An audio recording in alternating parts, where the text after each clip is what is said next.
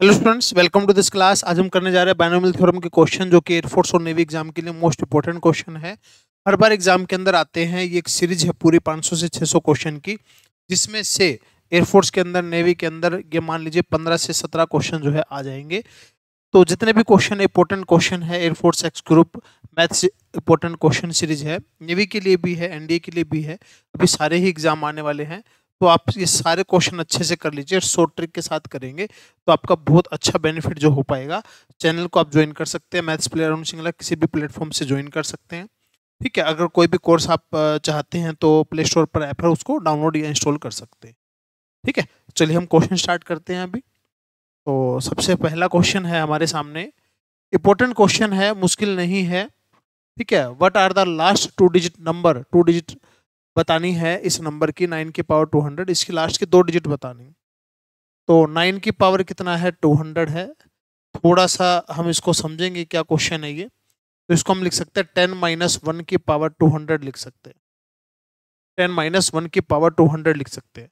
तो अगर इसकी बायनोमियल एक्सपेंशन को सोल्व करते हैं तो 200 C0 10 की पावर 200 -1 की पावर 0। ठीक है, प्लस में 200C1 10 की पावर 199 -1 की पावर 1, ऐसे चलता जाएगा। सबसे लास्ट में 200C200 10 की पावर 0 और -1 की पावर 200। और इससे पहले वाली टर्म जो आएगी वो आएगी प्लस 200C199 और 10 की पावर 1 और -1 की पावर 199, ये टर्म आएगी। ठीक है, तो इस तरीके से हम सारी की सारी जो है एक्सपेंशन, दो चार टर्म स्टार्टिंग की लिख ली, दो चार टर्म जो है लास्ट की लिख ली। अब इसको सोल्व करेंगे ना, अगर इसको सोल्व करेंगे तो ये 1 हो गया, ये भी 1 हो गया। तो 10 की पावर 200 यानी कि बहुत सारी जीरो आपके पास आ गई। ऐसे इसमें भी बहुत सारी जीरो आएगी, इसमें भी बहुत सारी जीरो, ऐसे चलती जाएगी। ठीक है, जीरो बहुत सारी आएगी। अगर लास्ट में देखें तो ये 1 हो गया, ये भी 1 हो गया, ये भी 1 हो गया, ये तो 1 आ गया सबसे लास्ट में। ये देखें तो यहाँ से कितना आ गया, माइनस का 1 आ गया यहाँ से, ये 10 आ गया, और ये आ गया 200 19, ये आ गया 200, यहाँ से 200 आ गया, क्योंकि n कितना होता है, n होता है। ठीक है, यहाँ से 200 और यहाँ से आ गया 10 और ये आ गया माइनस का, ये प्लस का। तो ऐसे बहुत सारी जीरो, बहुत सारी जीरो, बहुत सारी जीरो, ये तो जीरो जीरो चलता जाएगा। यानी कि इन सबको सोल्व करेंगे, इन सबको सोल्व करेंगे तो लास्ट में बहुत सारी जीरो जीरो आएगी, और एक ये 1 ऐड करना है। तो आपका जो भी नंबर बचेगा, यहाँ पर तो जीरो आएंगे ना बहुत सारी, तो लास्ट में क्या आएगा, लास्ट में 0 और 1 आएगा। इंपॉर्टेंट क्वेश्चन है, एग्जाम के अंदर आया हुआ क्वेश्चन है। दोबारा भी देखो पूछ सकता है क्वेश्चन, कोई मुश्किल क्वेश्चन नहीं है। बस लास्ट की दो टर्म और स्टार्टिंग की दो टर्म सोल्व करके अपने को सोचना था कि बाकी टर्म तो स्टार्टिंग में बहुत सारी जीरो जीरो बनेगी, लास्ट में 0 1 बनेगी।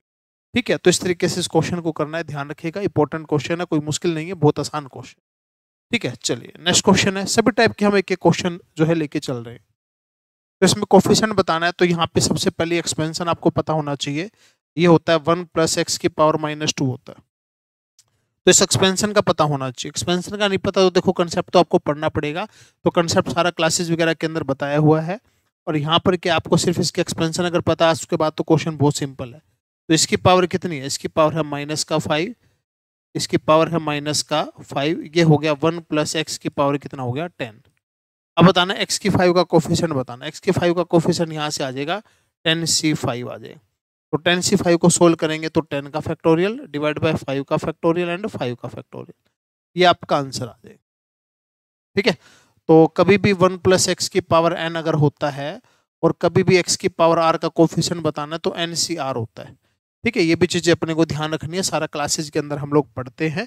तो यहाँ पे तो हम सिर्फ इंपॉर्टेंट क्वेश्चन कर रहे हैं, तो कंसेप्ट आपको सारे का सारा यहाँ पे आना चाहिए। ठीक है, तो ये हमने इसको सोल्व करा, ये आपका जो है आंसर आ गया। क्लियर, चलिए नेक्स्ट क्वेश्चन है। x की 4 rth टर्म में है तो r की वैल्यू बतानी है। ठीक है, x की 4, तो यहाँ पर एक ट्रिक होती है r निकालने की, an - b divide by a plus में b। ये ट्रिक कब यूज होती है, जब आपको x की power a divide by x की पावर b, इसकी पावर n और कोफिशिएंट वगैरह पूछता है आपको x की पावर p का, ये कोफिशिएंट पूछता है, तो फिर ये ट्रिक लगा सकते हैं। अब जैसे r निकालना है इसके अंदर, तो अगर इस ट्रिक को, इस कंसेप्ट को इस क्वेश्चन से कंपेयर करें तो a की जगह तो 4 है, n की जगह 15 है, p जो अपने को चाहिए वो कितना है 4, a कितना है 4 और b कितना है 3। तो ये बना 56 बाई में 7, r की वैल्यू कितनी आ गई 8। अभी r की वैल्यू 8 आई है तो इसने क्या पूछा है, rth टर्म है, तो ये जो r की वैल्यू 8 आई है तो टर्म तो 9 ही बनेगी, r की वैल्यू जो आई है तो टर्म तो 9 बनेगी। तो यहाँ पर इसने किससे डिनोट कर रखा है, r को डिनोट कर रखा है टर्म से, तो टर्म क्या आ जाएगी 9। वैसे तो r की वैल्यू तो 8 आई, लेकिन क्वेश्चन के अंदर r क्या है, rth टर्म है, तो टर्म तो 9 ही बनी, तो यहाँ पर क्वेश्चन के हिसाब से r की वैल्यू क्या आई, ये 9 आंसर आ गया। ये छोटी सी ट्रिक लगानी थी, मॉड्यूल के अंदर बहुत सारे क्वेश्चन है जो हम क्लासेस वगैरह के अंदर करते हैं, तो इस तरीके से आपको ये क्वेश्चन करने।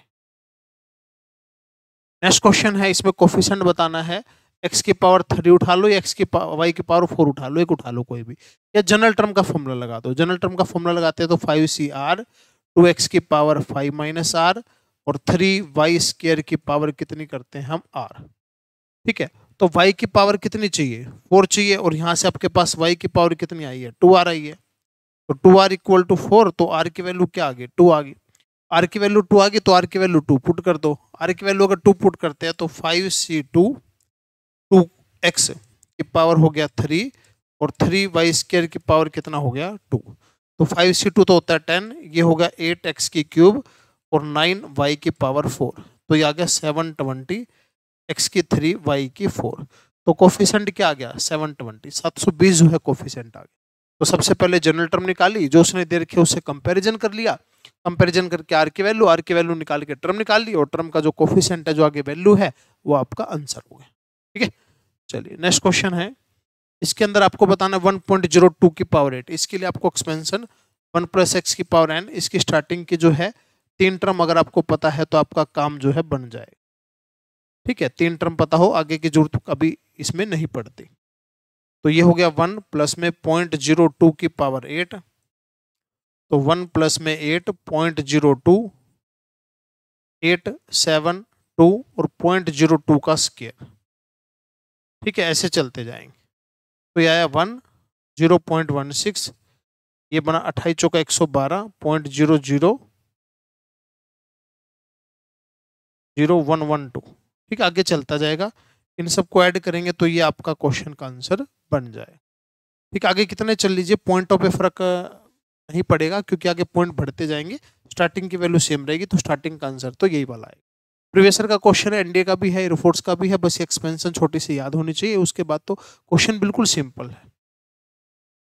नेक्स्ट क्वेश्चन है, ये क्या होता है, इसका आंसर क्या आ जाएगा 0। 0 कैसे आ जाएगा, अगर ये सारे प्लस के हों, ये सारे प्लस के हों लास्ट तक, तो फिर तो आ जाता है 2 की पावर 8, और अगर एक प्लस एक माइनस एक प्लस एक माइनस हो तो आंसर क्या आ जाता है 0। रिजल्ट होते हैं, बस ये रिजल्ट आपको याद रखना है, डायरेक्ट आपका आंसर आ जाए। ठीक है, इजी क्वेश्चन है बिल्कुल। नेक्स्ट क्वेश्चन है, कभी भी सम ऑफ कोफिशिएंट पूछे ना क्वेश्चन के अंदर, सम ऑफ कोफिशिएंट, तो जो वेरिएबल होंगे एक्स हो या वाई हो, उनकी जगह आपको क्या पुट करना है, हमेशा 1 पुट करना है वेरिएबल की जगह। तो यहाँ पे वेरिएबल कितना है एक्स है, एक्स की जगह 1 पुट कर दिया, और इसकी पावर 4, तो -4 की पावर 4, आंसर आपका आ गया 256, 256 आंसर। कभी भी सम ऑफ कोफिशिएंट पूछे एक्स और वाई जो भी वेरिएबल हो उनकी जगह आपको 1 पुट करना है, अपने आप आंसर आ जाए।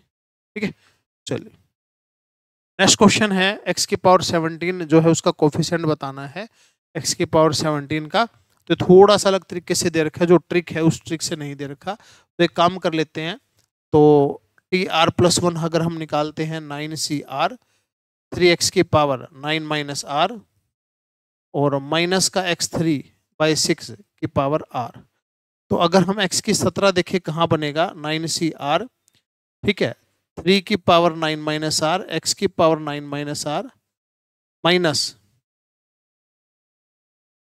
एक्स की पावर 3r और 6 की पावर r, ये बना। ठीक है, अभी कुल मिला के देखो x की पावर जो है, x की पावर कितना आ गया, x की पावर कितना आ गया, x की पावर कितना आ गया ठीक है, इस माइनस को आप क्या करो, माइनस को अलग रहने दो, तो x की पावर क्या हो गया, x की पावर हो गया 9, माइनस में ये पावर कितना हो गया 2r हो गया, प्लस का 2r हो गया। ठीक है, बेस सेम तो पावर ऐड कर देंगे, तो जो 9 + 2r है पावर, वो किसके इक्वल होना चाहिए, 17 के। तो 2r इक्वल टू होना चाहिए किसके, 8 के, r होना चाहिए किसके, 4 के। तो आपको कोफिशिएंट बताना है, जिसमें r की वैल्यू क्या आ गई 4, तो 4 आगे तो कोफिशिएंट उठा लो, 9c4, 3 की पावर 5।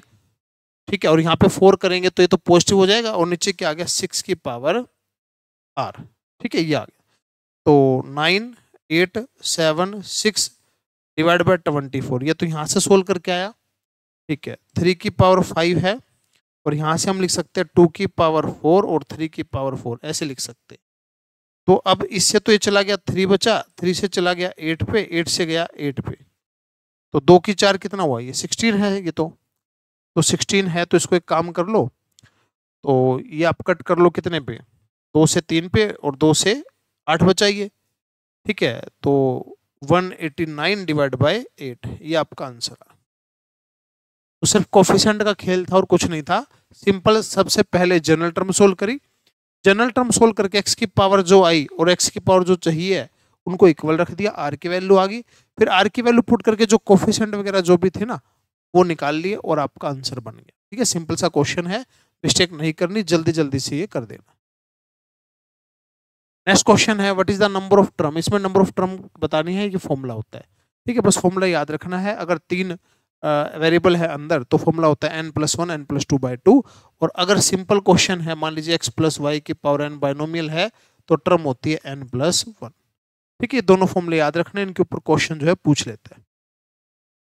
नेक्स्ट क्वेश्चन है सम ऑफ कोफिशिएंट, तो सम ऑफ कोफिशिएंट में क्या करना होता है, x की जगह 1 पुट करेंगे, तो ये आपका आंसर क्या आ जाएगा, 2 की पावर n जो है सम ऑफ कोफिशिएंट का आंसर आ जाएगा, वेरिएबल की जगह 1 पुट कर देंगे। ठीक है, नेक्स्ट क्वेश्चन है, ये आपको दे रखा है और आपको किसकी r की वैल्यू बतानी है, 28c2r, इसको ऐसे लिखते हैं, इसका मतलब ये होता है इनका सम 4r - 4 किसके इक्वल होगा, 28 के। ठीक है, ये आपको ट्रिक पता होनी चाहिए, तो r की वैल्यू कितनी आ गई 8, क्वेश्चन में r की वैल्यू ही बतानी थी। इसके अंदर फॉर्मूला लगा कौन सा, NCr = NCn - r, इन दोनों का सम n के इक्वल होता है। ठीक है, अगर ये पता है तो बस ये प्रॉपर्टी लगा दी और आपका आंसर आ गया, सिंपल क्वेश्चन था। नेक्स्ट क्वेश्चन है, इसके अंदर बोलता है, क्या बोलता है इसके अंदर आपको बोल रहा है कि नंबर ऑफ टर्म बताना है। तो इसके अंदर फॉर्मूला जो होता है, अगर ये पावर n है यहाँ पर मान लीजिए, और बीच में प्लस है, और x + a की power n minus x - a की पावर n है, और n इवन है तो क्या होता है, ओड है तो क्या होता है। ठीक है, तो कंसेप्ट अगर पता है तो क्वेश्चन बिल्कुल सिंपल है। अगर ऐसा है तो n/2 + 1 होता है, n/2 होता है, n + 1/2 होता है, n + 1/2 होता है। ये ट्रिक याद रखनी है। जैसे कि क्वेश्चन है, सबसे पहले देखो बीच में प्लस है कि माइनस, प्लस है तो ये वाला, माइनस है तो ये वाला, प्लस है और इवन है कि ओड इवन है, तो ये ट्रिक लग जाएगी। n कितना है, पावर कितनी है 100, 100/2 + 1 51 आंसर आ जाएगा, 100/2 + 1 51 आंसर आ जाएगा। तो इस तरीके से ट्रिक अप्लाई कर देनी है, अपने को ध्यान रखना है ट्रिक, और जो भी पावर देगा उसी तरीके से हम इनमें पुट कर देंगे, आपका आंसर जो है बन जाए। ठीक है, चलिए नेक्स्ट क्वेश्चन देखते हैं। इसमें बोलता है मिडिल टर्म ये दे रखी है और n की वैल्यू बतानी। अब सबसे पहले बताओ, मिडिल टर्म 1 दे रखी है कि 2 दे रखी है, मिडिल टर्म 1 दे रखी है, मिडिल टर्म 1 दे रखी है। ठीक है, मिडिल टर्म 1 दे रखी है, तो n क्या होगा, n क्या होगा, जैसे मिडिल टर्म का फॉर्मूला होता है क्या, मिडिल टर्म का फॉर्मूला जो होता है वो क्या होता है, मिडिल टर्म का फॉर्मूला होता है, अगर n इवन हो तो n ये होता है मिडिल टर्म का फॉर्मूला। ठीक है, मिडिल टर्म का ये फॉर्मूला होता है, तो NCn/2 x² की पावर n - n/2 n/2 और 1/x² की पावर 1/x की पावर n/2। तो ये तो आ गया NCn/2, x की पावर n और x की पावर -n/2, ये हो गया x की पावर n/2, आगे NCn/2 है ही, और x की पावर कितनी दे रखी है इन्होंने, 6 दे रखी है, और ये कहता है n/2, तो n/2 किसके इक्वल, 6 के, और n की वैल्यू कितनी आ जाएगी, 12 आ जाएगी, n की वैल्यू 12 आ जाएगी। तो मिडिल टर्म आपको पता होना चाहिए था कौन सी होता है, अगर n इवन है तो ये मिडिल टर्म होती है ये टर्म निकाल ली और एक्स की पावर जो थी उसको कंपैरिजन कर दिया जो क्वेश्चन में दे रखा है, और आपको कंपैरिजन किया तो ये आपके क्वेश्चन का आंसर बन गया। बस आपको ये पता होना चाहिए था कि ये वाली मिडिल टर्म होती है अगर एन इवन है तो। ठीक है, चलिए नेक्स्ट क्वेश्चन है। इसमें आपको बोलता है इस तरीके से कभी भी क्वेश्चन दे देगा और इंपॉर्टेंट क्वेश्चन है और बेसिक से करेंगे तो लेंथ ही पड़ेगा। इसमें आपको क्या करना, टर्म देखिए कितनी है, 1 से चालू हो रही है, 1 2 3 4 एन तक है, तो कितनी टर्म है, एन टर्म है टोटल। तो हमने क्या करा, एन को मान लिया 1, 1 मान लिया तो फर्स्ट टर्म आ जाएगी।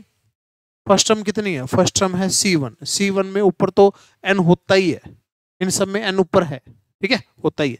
तो 1C1 तो क्या हो गया 1, तो 1 पुट करके आपका आंसर बनाना चाहिए। 1 पुट करके 1 यहाँ से तो नहीं आ रहा, 1 पुट करके 1 यहाँ से भी नहीं आ रहा, 1 पुट करके 1 यहाँ से आ रहा है, 1 पुट करके 1 यहाँ से भी नहीं आ रहा। तो 1 पुट करा और आपका आंसर 1 आया। जिस ऑप्शन से 1 पुट करके 1 आ जाए वही आपके क्वेश्चन का आंसर हो जाएगा। अगर बाय चांस 2 ऑप्शन से आ जाए तो एन को 2 पुट कर लेंगे तो 2 टर्म का सम हो जाएगा, फिर 2 टर्म का सम हो जाएगा। ठीक है, तो उस तरीके से हम एन की वैल्यू 1 या 2 पुट करके इसको कर सकते हैं। नेक्स्ट क्वेश्चन है, इसके अंदर आपको इसको सोल्व करना है। तो सोल्व करने के लिए सबसे पहले तो पावर 6 और 6 है तो टर्म बनेगी 7 और 7, सातों टर्म पॉजिटिव। इसमें से जो नेगेटिव टर्म कौन सी बनेगी, प्लस माइनस करके चलता है। तो 7 टर्म में पहली प्लस की, दूसरी माइनस की, तीसरी प्लस की, चौथी माइनस की, ऐसे। ठीक है, और जो माइनस की टर्म होगी वो कट जाएगी और जो प्लस की टर्म आएगी इधर भी और इधर भी, तो ऐड करेंगे 2 से हो जाएगा मल्टीप्लाई, और टर्म बचेगी अब पहली, तीसरी, पांचवी और सातवीं, और टर्म बच जाएगी क्योंकि मिडिल टर्म जो बीच वाली टर्म होते हो तो माइनस में होते हैं, कट जाती है। तो अगर फर्स्ट टर्म निकालने हैं 6C0 √2 की पावर 6, थर्ड टर्म निकाले 6C2 √2 की पावर 4, अगर फिफ्थ टर्म निकालें तो √2 की पावर 2, और 7 टर्म निकालें तो ये हो गया इतना। ठीक है, अब इसको सोल्व कर देते हैं। तो इसको सोल्व करा तो 8 आया, इसको सोल्व करके देखना 60, 30 और 1 ये आ जाए, तो 99 × 2 198 आंसर।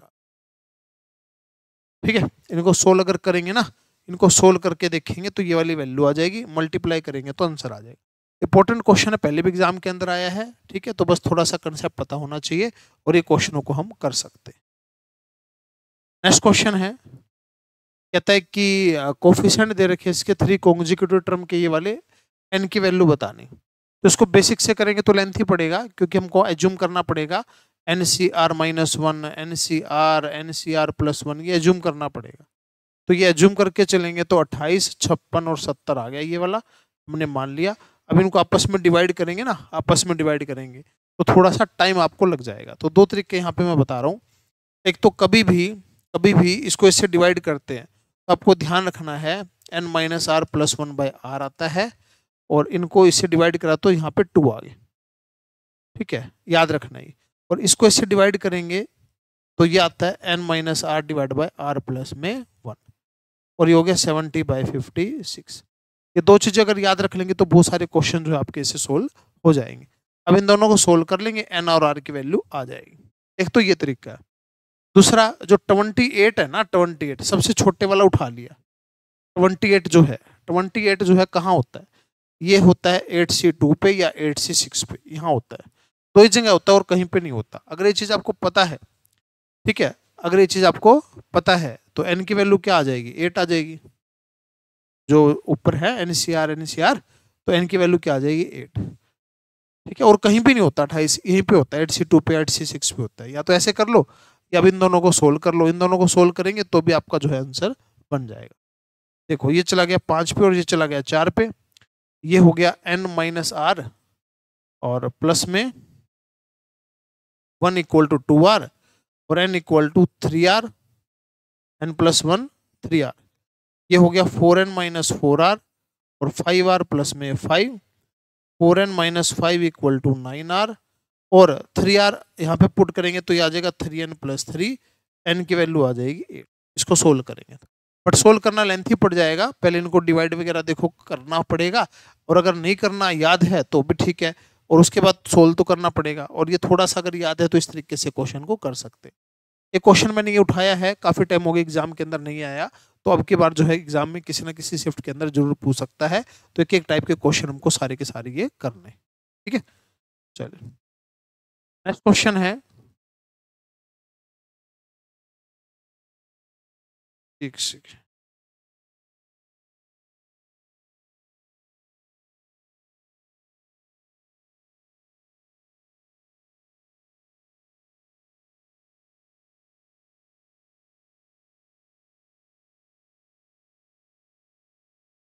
चलिए नेक्स्ट क्वेश्चन है, number of term which are free from the radical sign. तो इसकी मैं शॉर्ट ट्रिक बता रहा हूँ सीधा।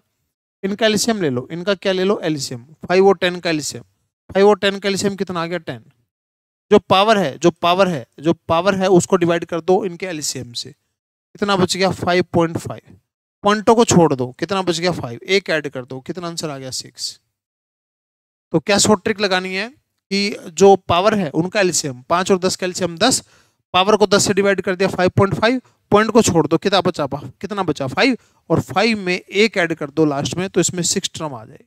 ठीक है, ये आपका आंसर आ जाएगा। इस तरीके से शॉर्ट ट्रिक से करना, कोई बेसिक वगैरह इसमें लगाने की जरूरत नहीं है। नेक्स्ट क्वेश्चन है, इसमें टर्म इंडिपेंडेंट बतानी है। तो इंडिपेंडेंट टर्म का फॉर्मूला है R A N divide by A plus में बी। ए होता है ऊपर वाले एक्स की पावर, एन तो पावर होता ही है, और 2 प्लस में ये नीचे वाले की पावर ये होता है ये। तो 18 डिवाइड बाई 3, आर की वैल्यू क्या आ गई 6, आर की वैल्यू 6 आ गई। अगर आर की वैल्यू 6 आ गई तो टर्म अगर निकालते हैं तो 9c6, ये तो कोफिशिएंट है ही नहीं कुछ, इसकी पावर जो मर्जी करो 1 ही आएगा। -1/3 की पावर कितना हो जाएगा 6। तो इसको अगर सोल्व करते हैं 9 8 7 डिवाइड बाई 3 का फैक्टोरियल है 6, और 1/3 की 6। अब इसको देखो कितने पे कट कर सकते हैं। तो अगर हम इसको देखते हैं तो 3 से गया 3 की पावर 4, 2 से गया 3 पे, 2 से गया 4 पे, 28 डिवाइड बाई 243, ये आंसर आ गया 28 डिवाइड बाई 243। तो सबसे पहले ट्रिक लगाई, इस ट्रिक से आर की वैल्यू निकल जाएगी। ये ट्रिक है इंडिपेंडेंट टर्म के लिए, ठीक है। और आर की वैल्यू निकाल के फिर उसको हमने सोल्व कर लिया, इंडिपेंडेंट टर्म आ गई। चलिए नेक्स्ट क्वेश्चन है, ये आपको दे रखा है। तो इसके अंदर अगर हम सोल्व करें, ये जो टर्म बनेगी ये बनेगी NC R divide by NCR -1, इस तरीके से बनेगी, और साथ में x आएगा। ये भी हमने डिवाइड करके बताया था पीछे कि आप इसको याद रख सकते हैं, याद रखेंगे तो बहुत आसान जो है आपका ये पड़ जाएगा, रिजल्ट याद रख सकते हैं। वरना दोनों टर्म निकाल लो और दोनों टर्म को क्या कर लो, डिवाइड कर लो, ये आपका जो है आंसर आ जाए। ठीक है, दो कभी भी लगातार टर्म होगी तो उनको डिवाइड करोगे तो यही आंसर बाइनोमियल में हमेशा आता है। नेक्स्ट क्वेश्चन है, इसके अंदर आपको ट्रिक याद रखनी है, n का square minus n 4r plus का 1 प्लस 4r स्क्वायर -2, ये ट्रिक याद रखनी है आप। अगर ये ट्रिक याद रखोगे तो क्वेश्चन बहुत आसान हो जाएगा आपका। ठीक है, ये ट्रिक याद रखनी है। तो ट्रिक क्या है यहाँ पर, जैसे क्वेश्चन के अंदर n ये अपने को रखना है 1 + x की पावर n के लिए, कि उसकी जो rth r+1 r+2 टर्म, 3 लगातार टर्म, क्वेश्चन में क्या होगा tr +1 tr+2 टर्म जो है वो किस में है, एपी में है, कोफिशिएंट एपी में है। तो ट्रिक लगा देनी है। अब इस क्वेश्चन में इसमें क्या फर्क है, n की जगह तो 2n दे रखा है, यहाँ पे भी n है, वहां तो 2n दे रखा है। r की जगह दे रखा है सेकंड टर्म 2 दे रखा है, तो 2 रखेंगे तो 9 हो जाएगा, ये 2 रखेंगे तो यहाँ पे 14 हो जाएगा। तो ये हो गया 4n स्क्वायर माइनस का 18n प्लस का 14। अगर इसको 2 से कट कर दे तो ये बना 2n square minus 9n plus का 7, और यही आपके क्वेश्चन का डायरेक्ट आंसर आ गया। ये ट्रिक याद रखनी है। ये जो वैसे तो देखो एयरफोर्स के एग्जाम में इतना लेवल नहीं आता, बट फिर भी क्वेश्चन हमने कर लिया, ट्रिक कर याद है तो बिल्कुल आराम से इस क्वेश्चन को कर सकते हैं। एनडी के अंदर, जेईई मेंस के अंदर इस क्वेश्चन को पूछा जा चुका है। तो सारे इजी क्वेश्चन थे, कोई मुश्किल क्वेश्चन नहीं था, सभी टाइप के हमने क्वेश्चन कर लिए, कोफिशिएंट का, टर्म का, इंडिपेंडेंट टर्म का, मिडिल टर्म का, ठीक है, सभी टाइप के क्वेश्चन आ गए। तो ये क्वेश्चन अच्छे से कर लीजिए, एग्जाम में कोई भी 1-2 क्वेश्चन जो है इन्हीं में से आ जाएंगे। ठीक है, अच्छे से सोल्व करिए इनको, बढ़िया से कर लिए, और एग्जाम आने वाले हैं, उससे पहले मैं आपको सारा जो है इसका कंप्लीट जो है करके दे दूंगा। थैंक यू स्टूडेंट्स, मिलते हैं नेक्स्ट क्लास के अंदर। जय हिंद, जय भारत।